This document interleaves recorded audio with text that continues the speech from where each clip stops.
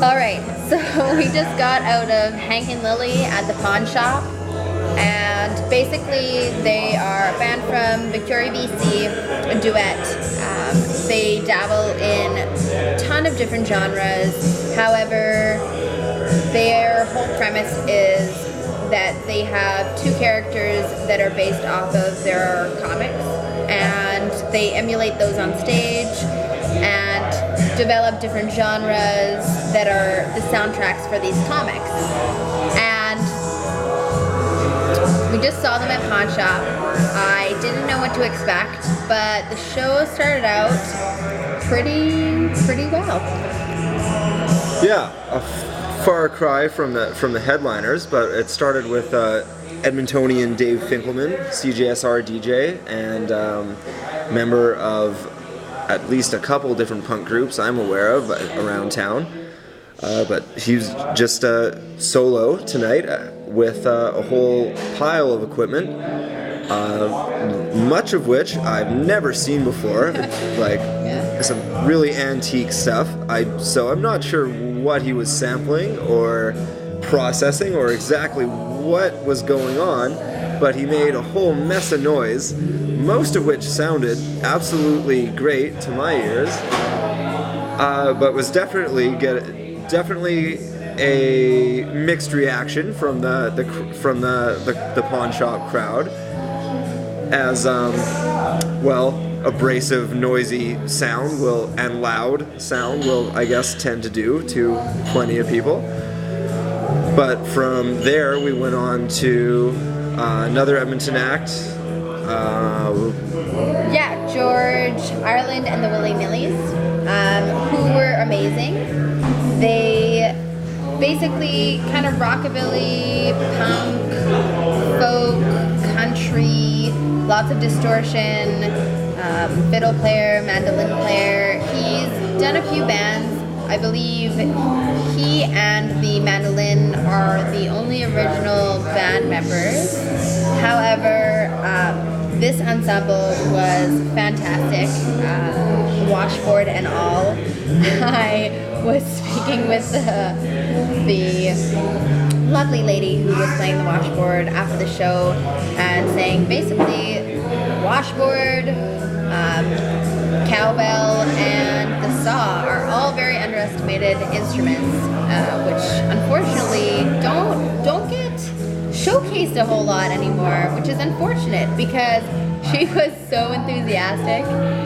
They're an amazing band, and I basically just wanted to tap dance all night to whatever they were throwing at us. Everybody did. Everybody was. Did. It was good. And Dave Finkelman was awesome. I mean, I kind of thought that I knew what was going on. At one point, I definitely felt as though my ears were being raped a little bit, but it was the point. It was loud. It was abrasive, but it's the nature of that sort of free, improvised electronic music. And there were so many different levels, and both openers had mixed media, so they had amazing backgrounds going on and visual effects that tied into the aesthetic of the show in its entirety, which is always amazing to see artists kind of coming together and using their space and using what they have as an environment to propagate what they're trying to do or how they're trying to communicate to the audience. And then all of that went to another level. All of it went to another level. A completely different level. With Hank and Lily, I didn't know what to expect because I had really only ever heard what I could find online. I apparently saw them live a really long time ago at North Country Fair, which I do not recall.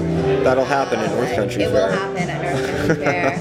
But I was so enthralled, and they're just so unbelievably charming. Their characters, how they've developed them, and basically they hold true to their punk rock, steampunk aesthetic, and they're never quite gonna let that go. And you can tell even in the pop music. Goggles. Yes, the goggles. Well, everything really. Just the way that they sing, the way that they present their music. But it's great, and they hold true, but they're developing and exploring their characters and the soundtracks that kind of come along and support what they're trying to do with their comic strips, and they're just amazing. It was, it gets weird, but in a good way. It was capes and sequins and cod pieces and luchador masks weird. It was the best kind of weird. And choreographed dance numbers and backup dancers with pig snouts being fed ham off of a plate. Just bizarre, and the dancers wonderful. Were amazing.